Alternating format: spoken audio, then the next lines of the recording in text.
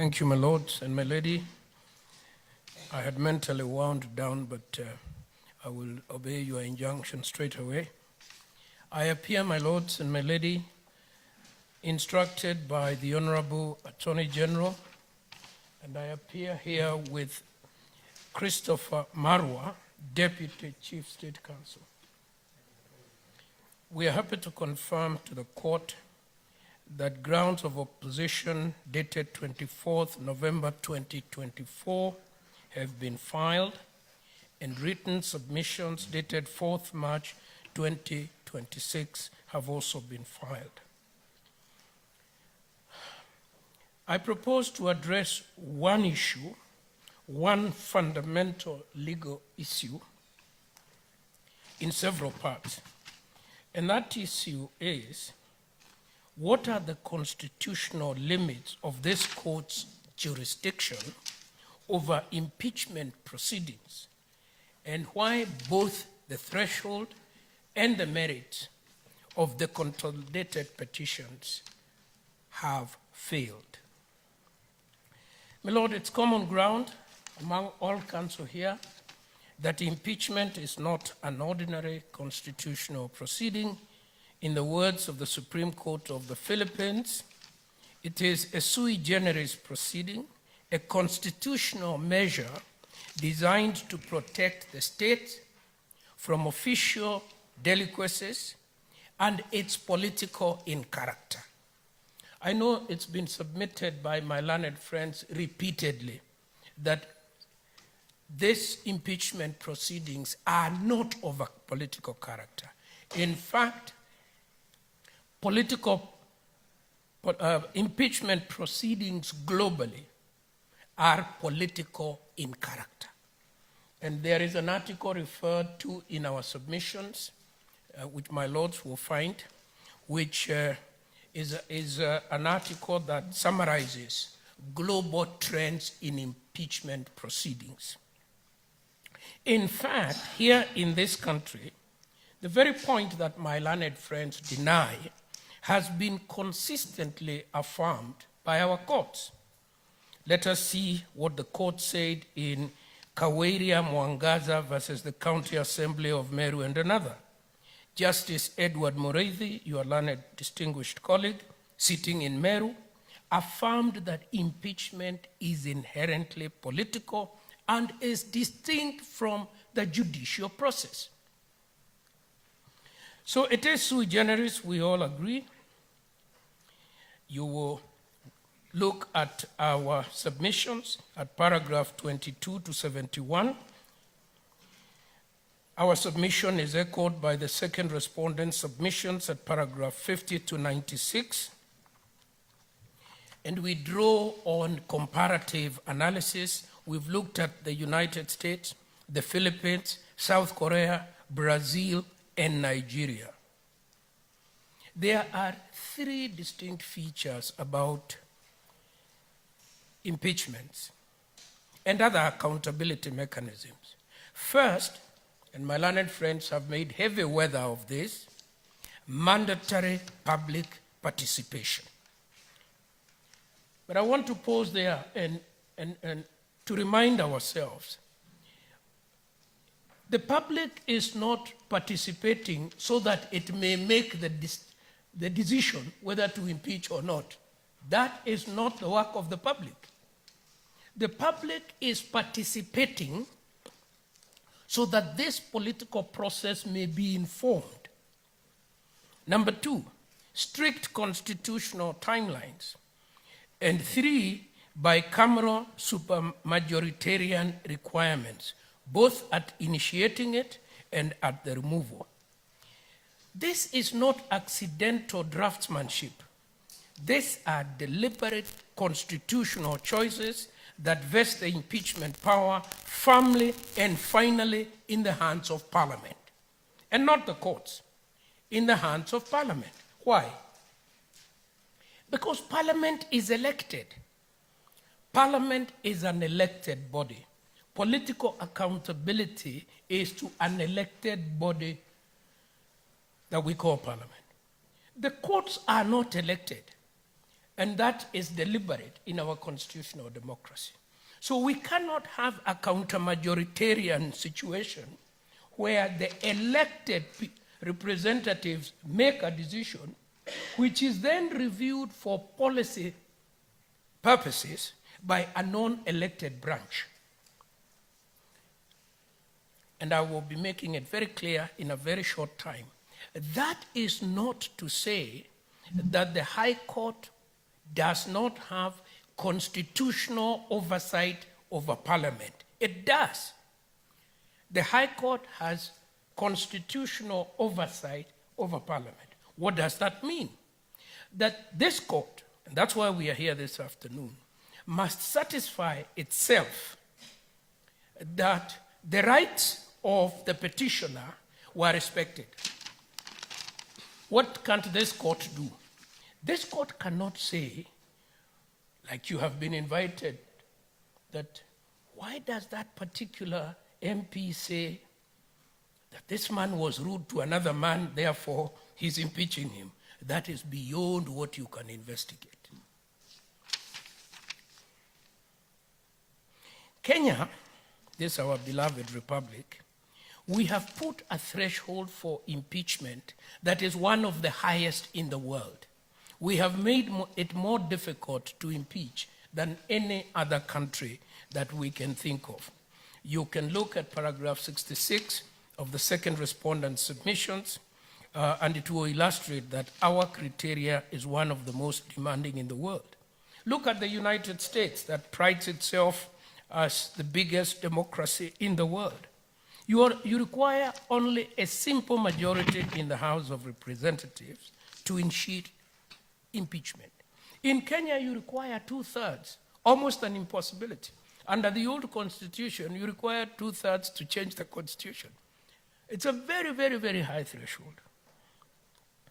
In the proceedings now before you, my lords, we have 282 members who voted in favor. 44 voted against. That is not a partisan squeak. That is a constitutional supermajority of extraordinary proportions. Some explanation has been given as to why Parliament votes in this way. We have no evidence. No evidence has been brought before you. It's political opinion, and whoever holds it is entitled to it. Let me come now, my lords, to what is your duty in the humble submission of the Attorney General of Kenya. What is the duty of the court when we have reached this point? Should this court proceed to a merit review of the impeachment? Should it relitigate the proceedings as the petitioners very boldly demand? Our respectful answer is that you should not, and you cannot. You must resist the invitation to turn these proceedings into a merit review of the impeachment. If Parliament was full of wise men, would they have reached this decision? If the Senate was full of angels, would they have reached this decision?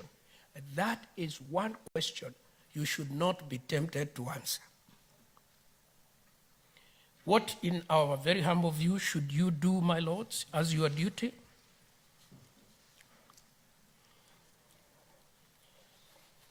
Your very simple duty is to ask yourselves, was there a violation of the constitutional rights of the petitioner? That's all. Was there a violation of the constitutional rights of the petitioner? That's a narrow, very, very narrow inquiry.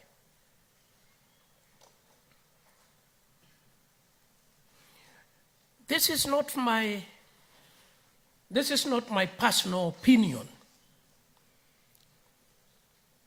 It is the settled jurisprudence of the Republic of Kenya. It is the settled jurisprudence of the Republic of Kenya as enunciated by the Supreme Court of Kenya, the highest court in our republic, in the case of Sonko versus the County Assembly of Nairobi City and against 11 others. This is what the Supreme Court said, and I beg your indulgence to read verbatim. Likewise, in Justice Kariuki Mate and another versus Martin Nyaga Wambora and another, this court signaled that it would be reluctant to question parliamentary procedures as long as they did not breach the Constitution, and that the mandate of the court is restricted by the doctrine of separation of powers to deciding on matters of individual rights and fundamental freedoms, and to inquire into how the County Assembly and the Senate perform duties in which they alone have the discretion, or to review the merit of the decision by the County Assembly to impeach the governor. What does this mean in practical terms for today's proceedings? This court is called upon not to review whether the charges against the first petitioner were approved, not to assess whether the evidence was sufficient, not to determine whether Parliament reached the correct conclusion. This court is called upon only to evaluate whether the first petitioner's constitutional rights to due process were compromised, and nothing more. So heavy weather was made by my very honorable and distinguished learned friends, led by my very own friend, the Honorable P.K. Muigai. Heavy weather was made of all manner of allegations relating to process, who initially was to bring the petition, who ended up bringing the petition. All those are irrelevant. Only one thing is relevant. Were the petitioner's constitutional rights to due process compromised? From where we sit, I am instructed by the Honorable the Attorney General to advise the court that no violations have been demonstrated in the petitions now before you. Further, I wish to submit this. The evaluation you will make, my lords, as to whether the petitioner's constitutional rights were compromised is not an abstraction. It must be anchored in the constitutional text itself. The petitioners must demonstrate that the constitutional right that was violated is this one and that one and that one. No generalities, no obstructions, specifics. This is what we are commanded to do by Article 151, Article 152, Article 144, Article 145.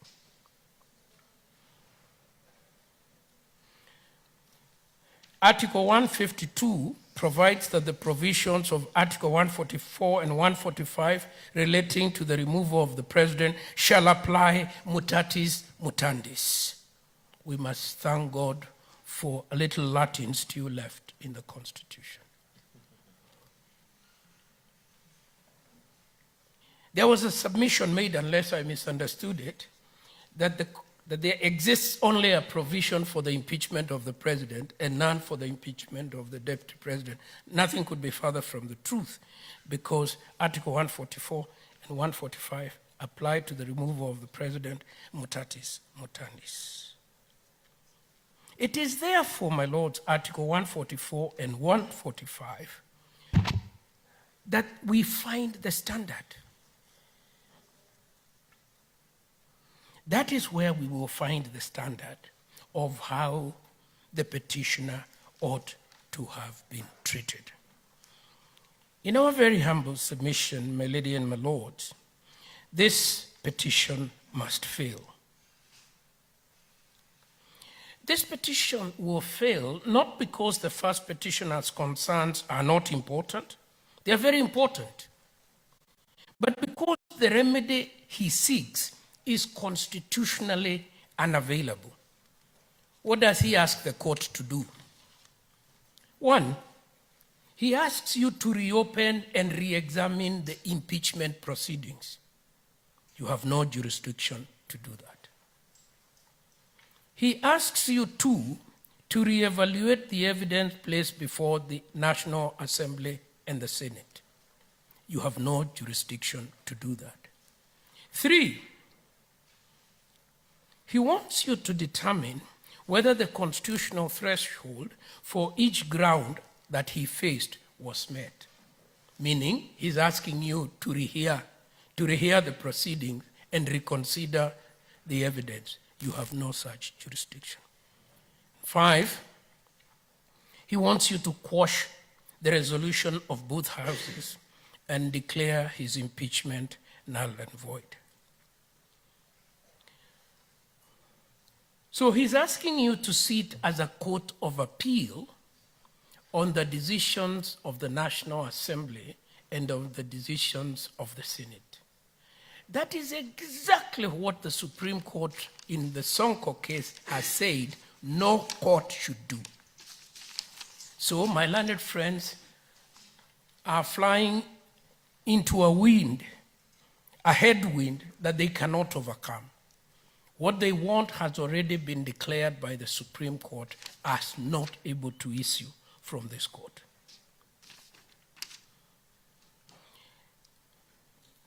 When we look at Article 144, sub-Article 8, which applies mutatis mutandis to the Deputy President by virtue of Article 150, sub-Article 2, that is the situation the Constitution itself sought to foreclose.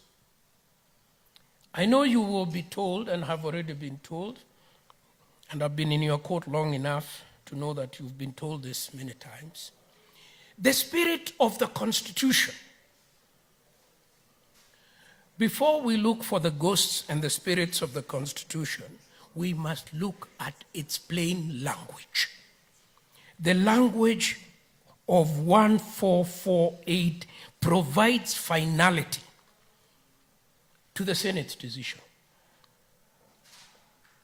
On the night that the Senate carried out its vote, your petitioner stood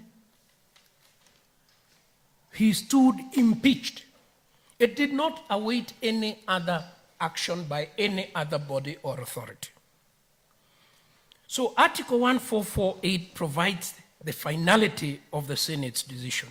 It's not subject to appeal or review on the merits. On the merits. To accept the petitioner's invitation to sit as an appeal court would be a violation of our Constitution and the law. Now, I want to refer you to a very well-reasoned decision of the Court of Appeal. Justice Vistram, Justice Kome, Justice Otieno Odek, and they were making a point with admirable clarity on this point. And they said this: in the sequential steps identified above, courts have neither been vested with jurisdiction to initiate a motion, consider a resolution, nor to hear the charges leveled against the governor. The constitutional and statutory mandate to initiate and consider a motion to remove a county governor is vested in the county assembly and the Senate. Insofar as the process of the removal of governor from office is concerned, the province of the court is solely to decide on the rights of individuals and not to inquire how the county assembly performs duties which they have discretion in. Same point as in the Sonko matter. This court, all courts, have no jurisdiction to do a merit review of the decision of either the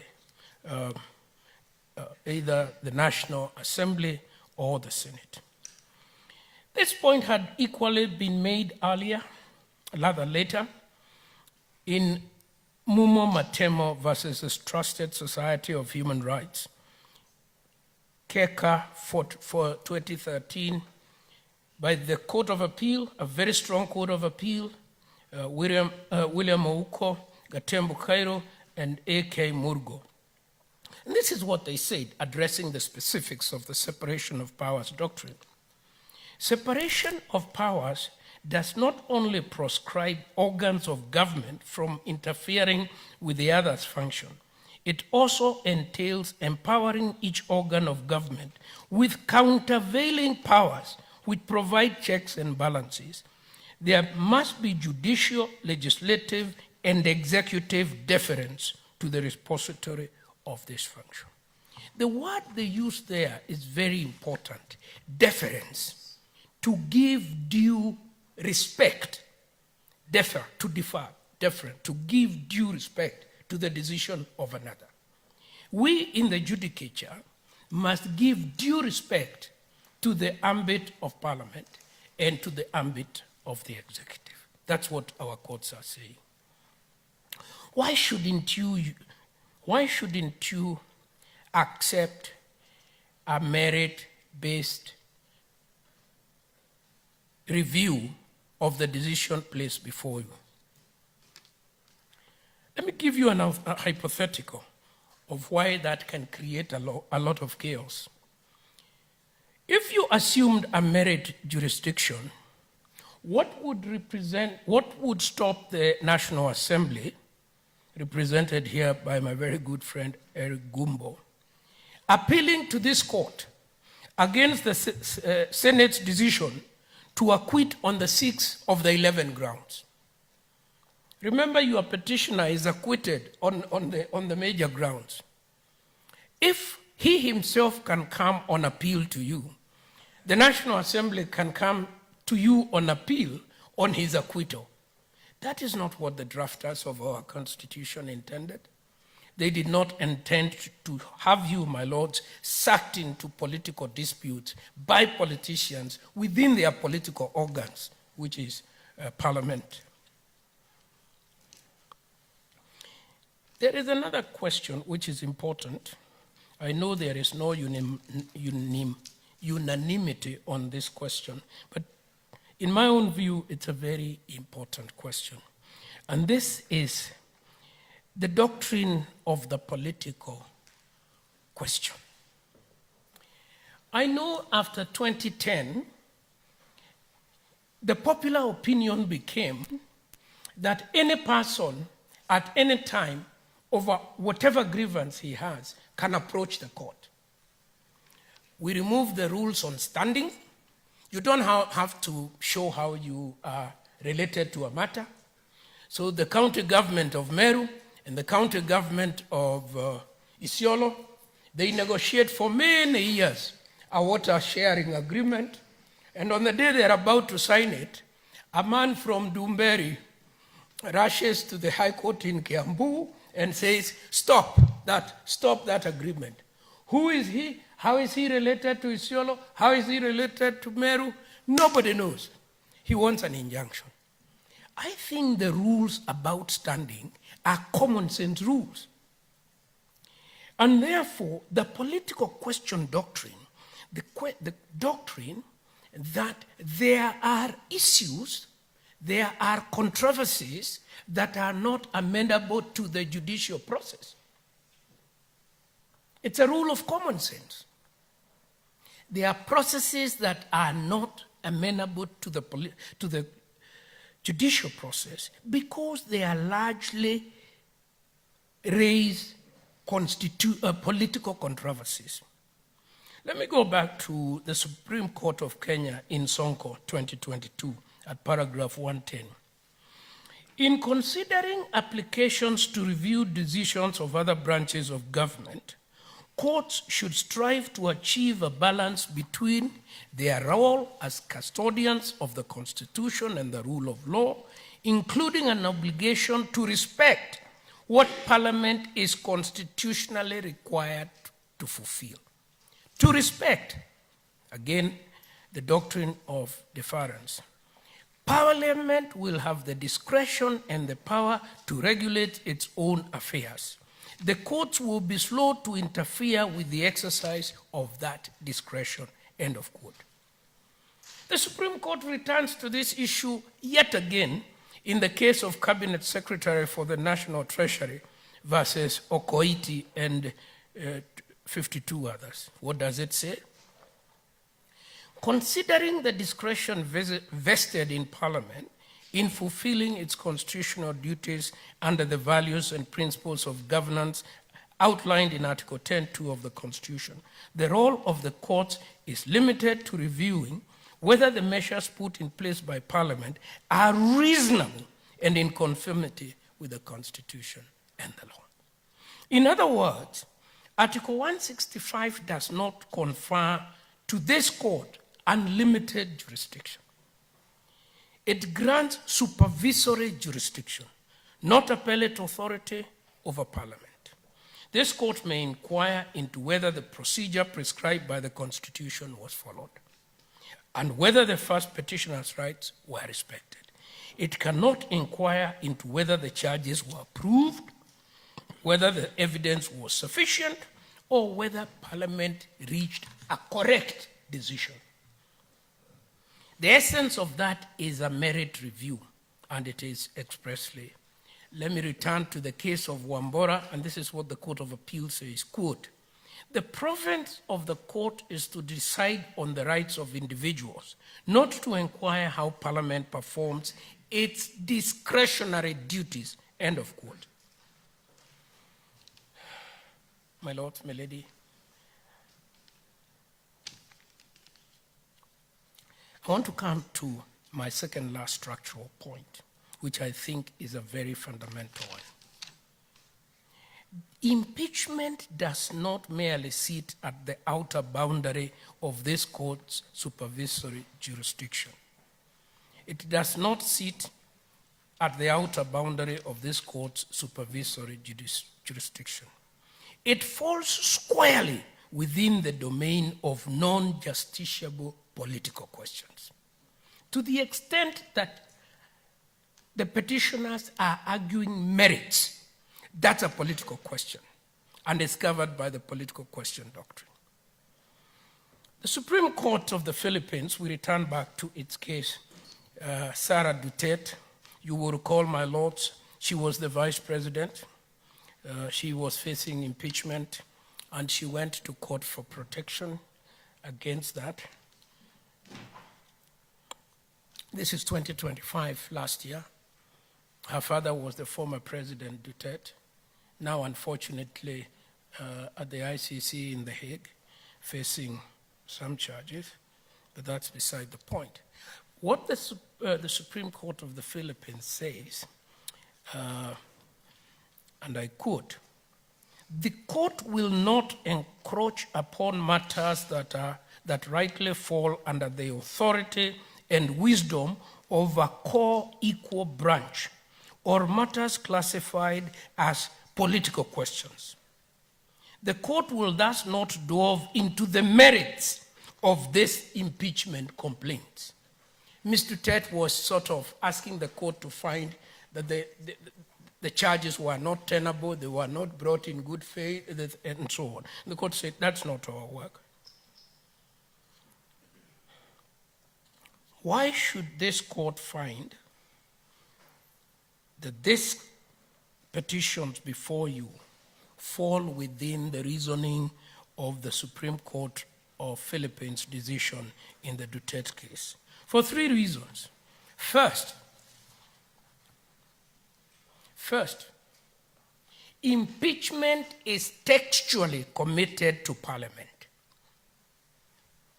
Articles 145 and 150 vest the impeachment power in the National Assembly and the Senate, not in this court, nor any other court. The constitutional text is clear. It makes no provision for judicial participation in the impeachment determination. That silence is not an oversight. It is a deliberate allocation of authority. Secondly, we have to look at the criteria that the Constitution itself, by extension, the people of the Republic of Kenya wrote into that document. It is, quote, gross misconduct. Gross misconduct. 2, gross violations of the Constitution. 3, serious reasons to believe.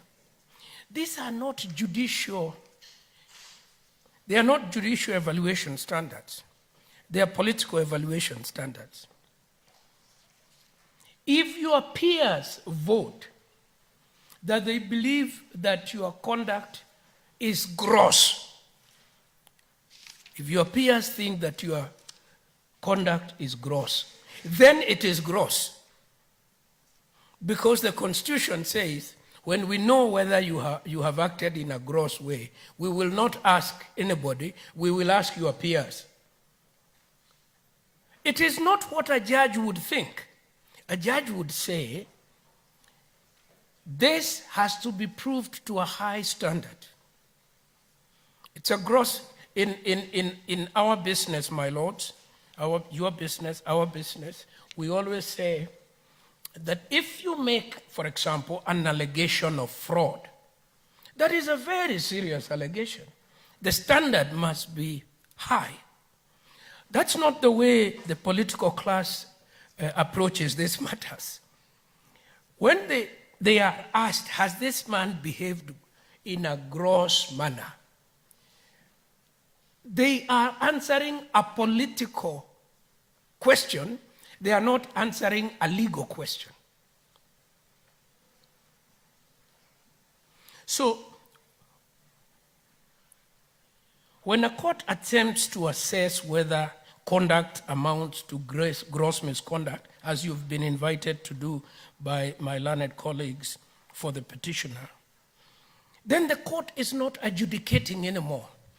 You are not being invited to adjudicate. You are being invited to substitute the Parliament's opinion for yours.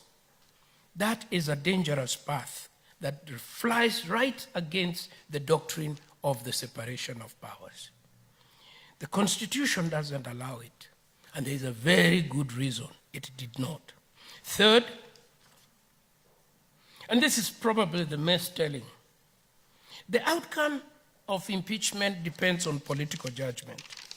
It depends on the Senate's collective assessment or whether the conduct of the holder of a constitutional office has fallen so far below the standard demanded of that office to warrant the termination of a popular mandate. That judgment is entrusted to elected senators, answerable to the people, and not to judges. If the people believe that your petitioner was wrongly impeached, they will not vote for these senators at our next election. They will say, you were part of the people who treated so-and-so badly. So they have a political remedy, not a judicial remedy.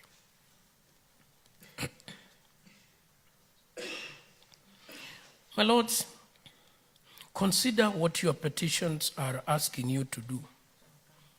They do not only allege that a procedural step was skipped or that a specific right was violated, but all they tell you is that something wrong happened. Why? Because had something right happened, these are not impeachable grounds. Inviting you now to deep dive into the case and look at the granular and then ask whether Senate acted responsibly. We seek to persuade you that that is not a path that this court should take, because the Constitution forbids it, and because binding precedent by the Supreme Court and the Court of Appeal prohibit it. In the Philippines, The court offered a further caution for the court to bear in mind, that the court has to distinguish between two failures of judicial duty. The first is the failure to exercise supervisory jurisdiction where a genuine constitutional violation can be identified. That can be one area. However, the other one is the failure of restraint that results in courts purporting to review the merits of impeachment proceedings. So, my lords, you are between the devil and the sea.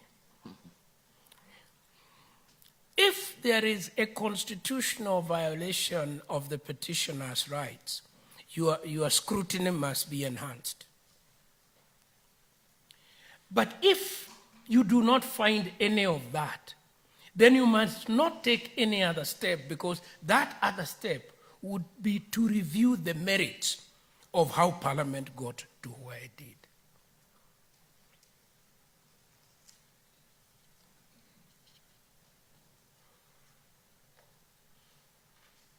The Philippine court was very emphatic that the political question doctrine cannot be used as a shield to avoid adjudicating genuine constitutional violations.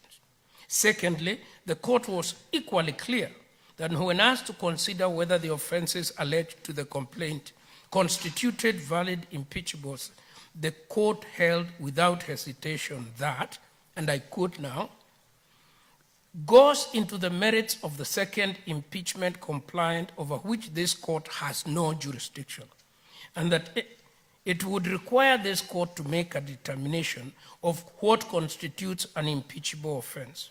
This is a purely political question which the court has left for the sole discretion of the legislature.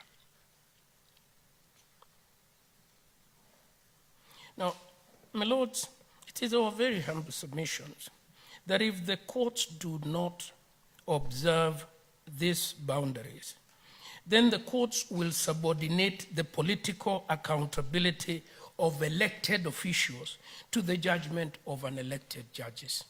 And I don't say, when I say unelected judges, my lord, it is not in any way to suggest that the judiciary has less legitimacy because it is not elected. No, no, no, no. All arms have legitimacy.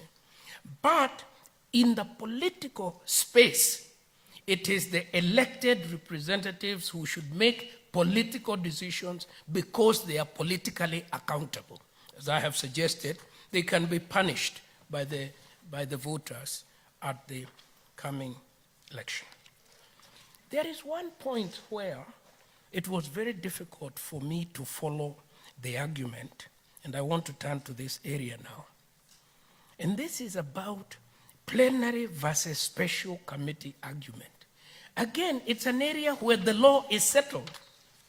The law is settled by the text. Even before we got to the spirit of the text, we don't need to call the spirit of the text. My lords,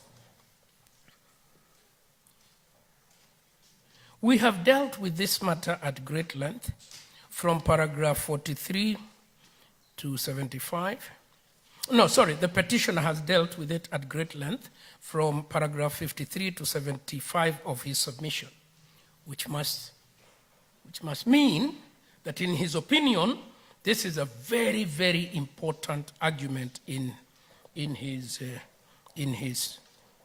petition. He advances his case through three distinct lines of argument. One is a historical argument drawn from constitutional drafts, a grammatical argument based on the word "and" in Article 145.3, and what I shall call a distinction argument. Then the contention that plenary and special committee are so materially different in their procedural protection that only the latter meets the constitutional standards of fairness.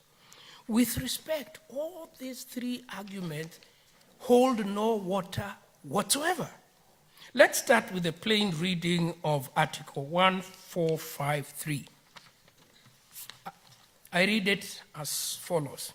Within 7 days after receiving notice of a resolution from the Speaker of the National Assembly, the Speaker of the Senate shall convene a meeting of the Senate to hear the charges against the President and mutatis mutandis, the Deputy President. And B, the Senate may appoint a special committee comprising 11 of its members to investigate the matter. Now let us see how this argument is then handled by my distinguished colleagues for the petitioner. They say that Article 145(3)(b) is discretionary.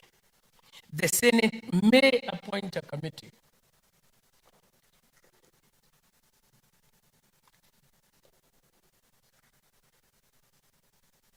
I have the floor.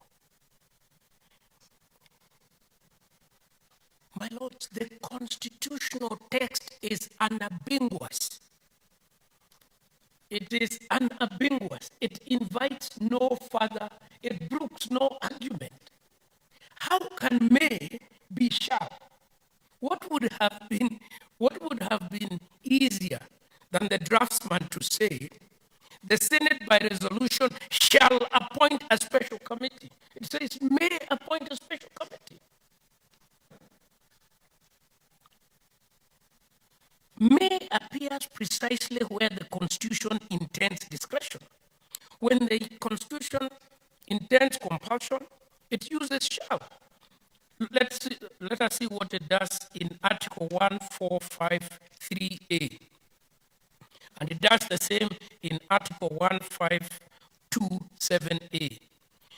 This requires the National Assembly to appoint a select committee to investigate a motion against a cabinet secretary. The draftsman is aware that in these two articles, 145(3) and in Article 157, he requires it as mandatory, and he says so.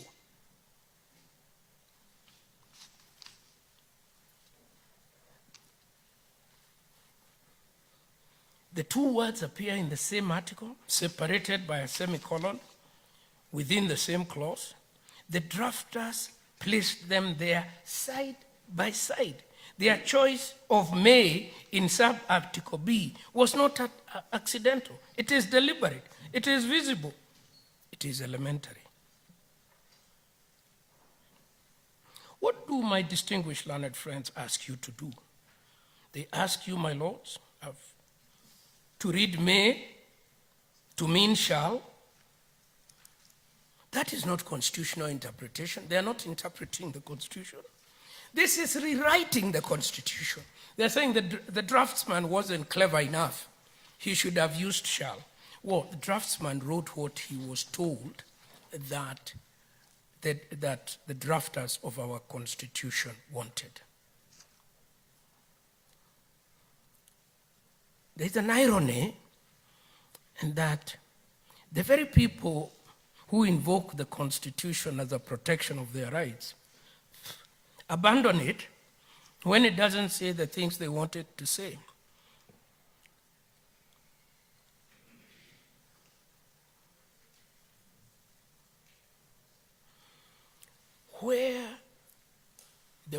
Where the plain language of the Constitution of the law is clear, there is no reason for the court to be creative.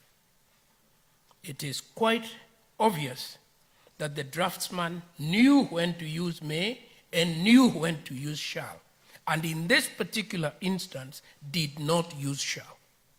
It is Parliament, and I will show that this court itself, the Supreme Court in Sonko, I will go back to Sonko. The Supreme Court in Sonko says at paragraph 129, quote, the charges can be heard in the Senate plenary or in a forum of a specific committee. Again, the argument that my learned colleagues make is been shut down by the binding precedent of the Supreme Court, that is Sonko. So you are being invited. The Supreme Court has said is not available. Now, the historical argument is even more baffling.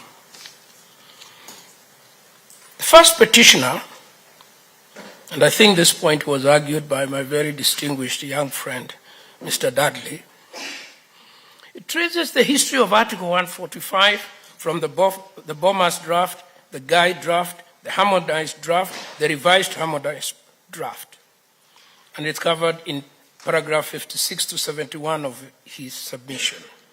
He invites this court to read the deliberate change from shall to may as an accidental product of drafting compromise rather than a purposeful constitutional choice. With the greatest respect, that argument is inadmissible as a matter of interpretive principle, and it is self-defeating as a matter of substance. Why do I say that?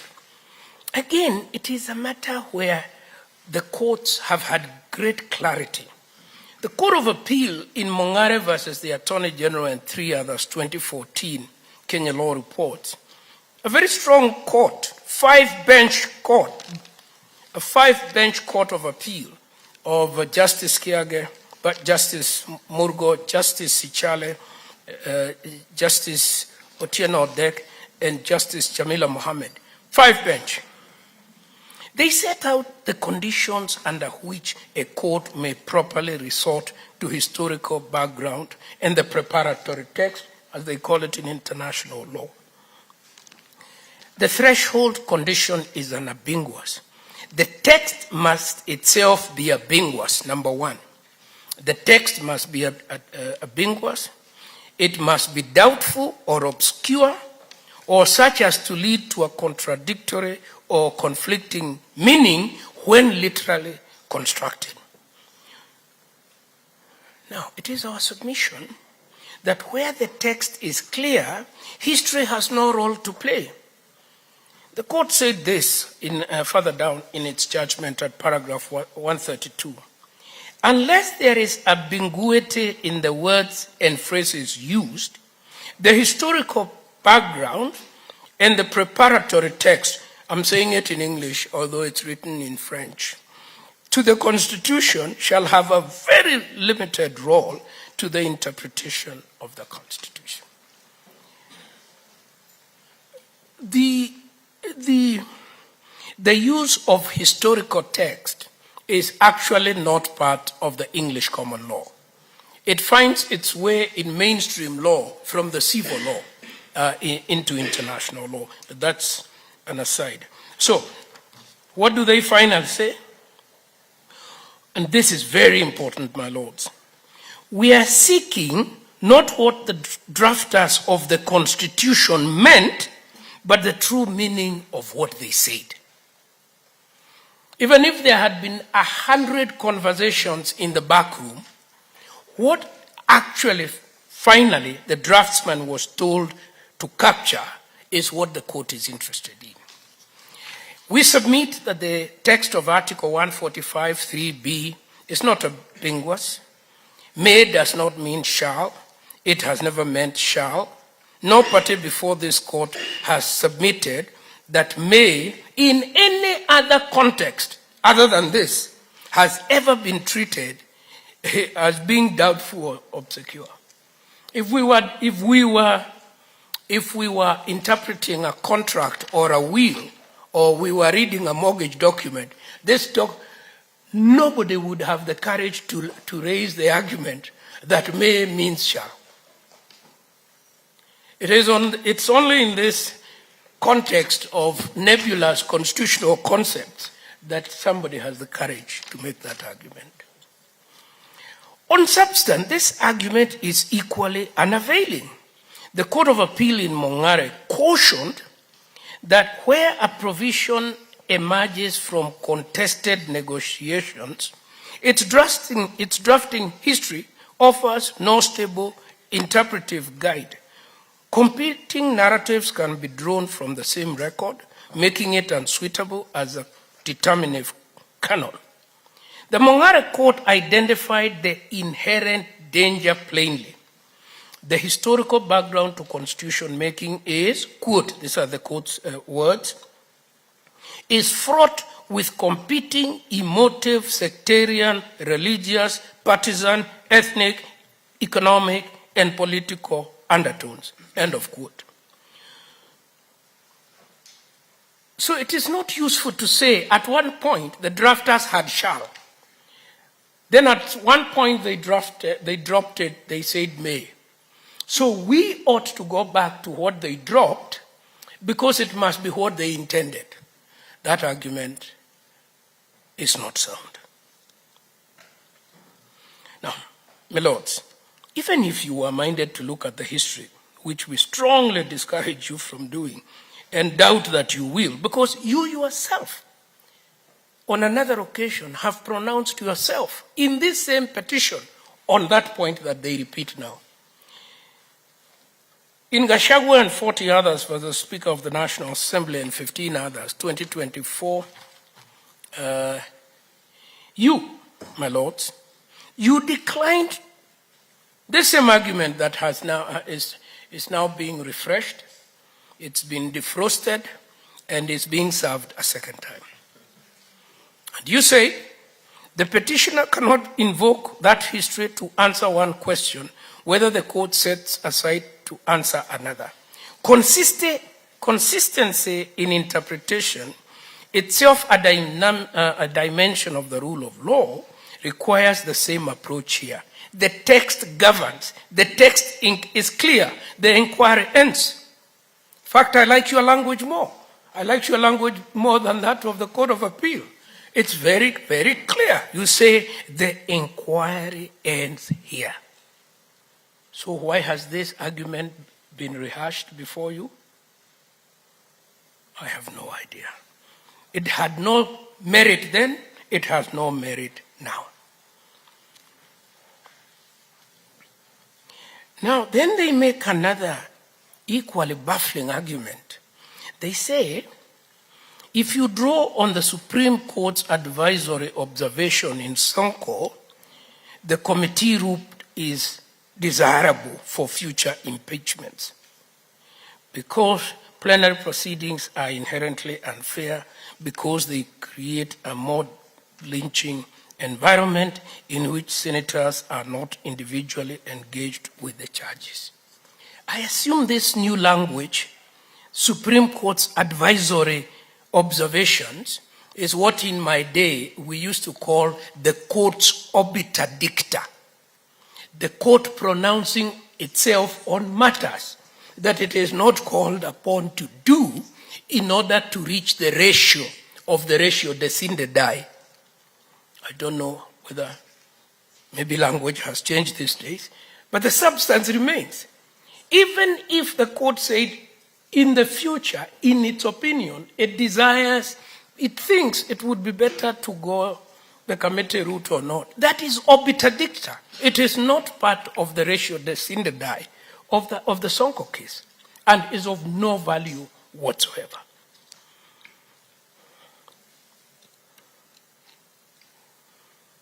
But even let us assume that we should give Supreme Court dicta some respect, some weight, because it's our apex court. Then we would still end up here. The Supreme Court doesn't say that not holding that plenary proceedings, is constitutionally unacceptable. The court doesn't say that. It doesn't arrive at that conclusion. The operative finding, the ratio descende die of the Sonko case is at paragraph 129. The charges can be heard in plenary, which is exactly what happened in this petition before you. Due process concerns about the fairness of plenary proceedings are evidentiary questions that must be demonstrated in the specific circumstances of.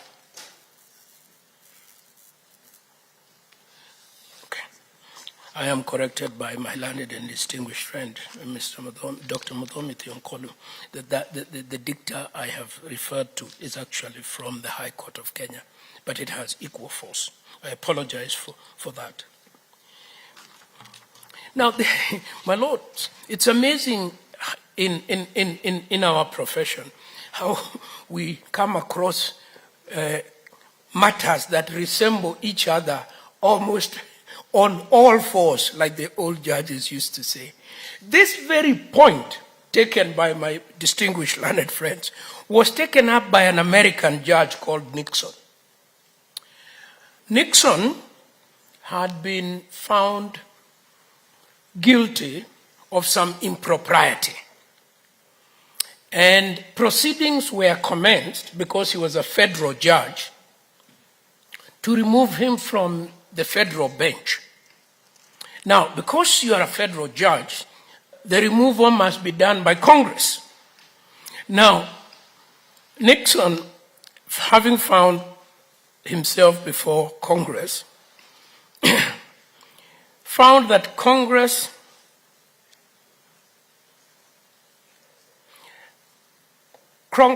went the committee route in its wisdom. It set up a committee, and then the committee brought the report to the whole House. The full Senate then received short briefs. It had oral argument, and then voted two-thirds majority to convict. The petitioner argued that this procedure impeached Clause 1 of the US Constitution, which vests in the Senate the sole power to try all impeachments. Nixon was making the opposite argument from your petitioner. Your petitioner is saying, I want to go before the committee. Yeah? And Nixon is saying, I don't want to go before the committee. I want to go before the whole Congress. So how was this handled? The majority's holding in Nixon versus the United States, US 1993, the majority held on this plenary versus committee question that it rested on the text. The court observed at page 230 that the impeachment trial clause imposes precisely three specific procedural requirements. 1, the Senate shall be under oath. 2, a two-thirds vote is required to convict. And when the president is being tried, the Chief Justice presides. It held that the specificity of these three express requirements were determinative of the matter. The framers knew how to impose procedural constraints when they intended, and their choice not to impose any further constraints as the mode of hearing was deliberate. And this is how the court put it, and I quote, "The Constitution speaks in general terms, leaving Congress to deal with subsidiary matters of detail as the public interest and the changing conditions may require." The parallel to Article 1453 is direct. Just as Article 1 of the US Constitution imposes specific requirements, leaving the modalities to the Senate, Article 1453 of our Constitution imposes specific requirements. The Speaker shall convene within 7 days. The Senate may appoint committee, while leaving it to the Senate to mandate how to determine the conduct of the trial. The framers of our Constitution, like their American counterparts, knew how to impose a mandatory requirement, and they would use shall. They did so in Article 1453A. They did not do so in Article 1453B. The lesson of Nixon is that courts should not read additional procedural constraints into impeachment provisions beyond those which the text itself stipulates. My lords, do you want me to continue? Do you want to continue? Yeah, I think if you give me another 15 minutes, I would wrap up two arguments. Then I would surrender the floor to my colleagues tomorrow morning. All right. I wish to make two other points.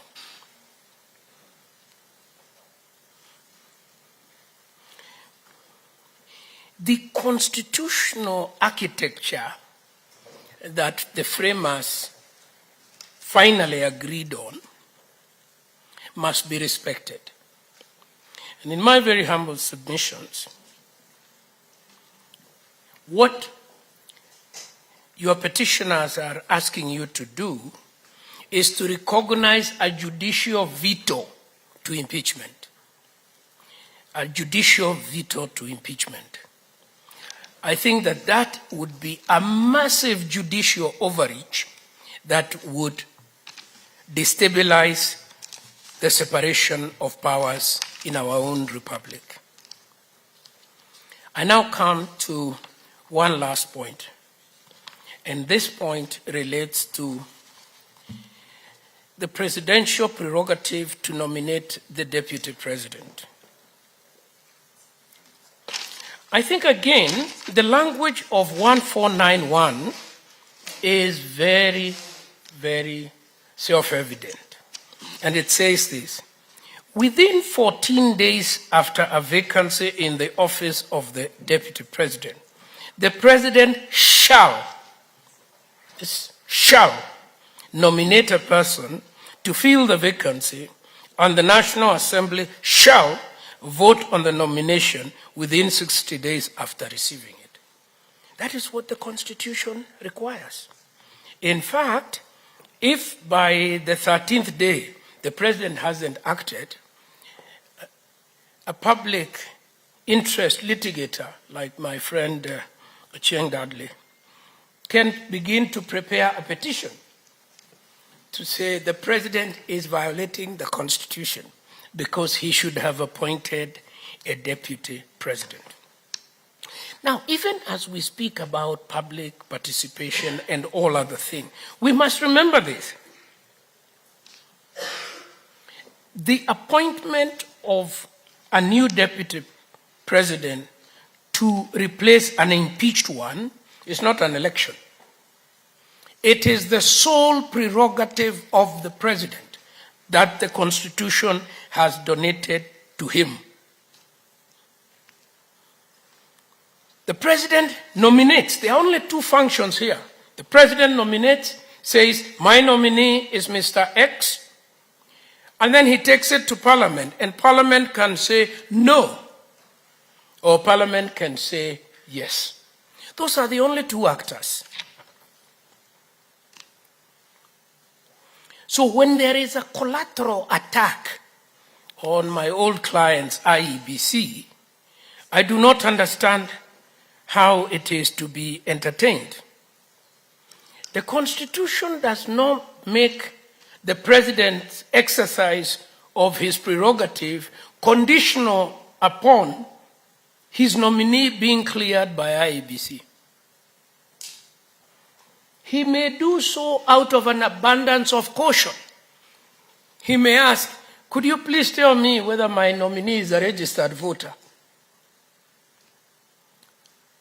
He may ask the Bureau of Registration, can you please check for me whether this man is a Kenyan? He may ask the Department of Immigration, does he hold more than one nationality? That is due diligence. It is not, he's not getting clearance from them. So I do not understand the argument that attacks, although they are in the very, very, very able hands of my learned friends here, but we do not understand how that is.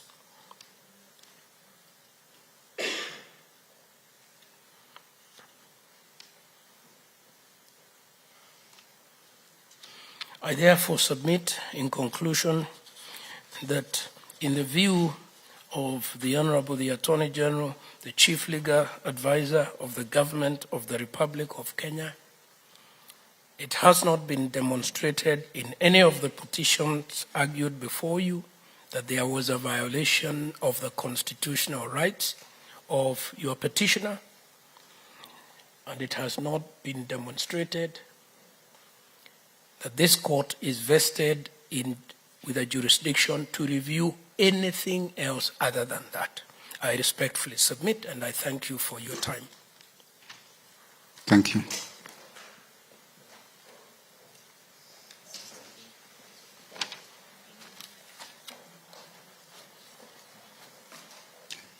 Just for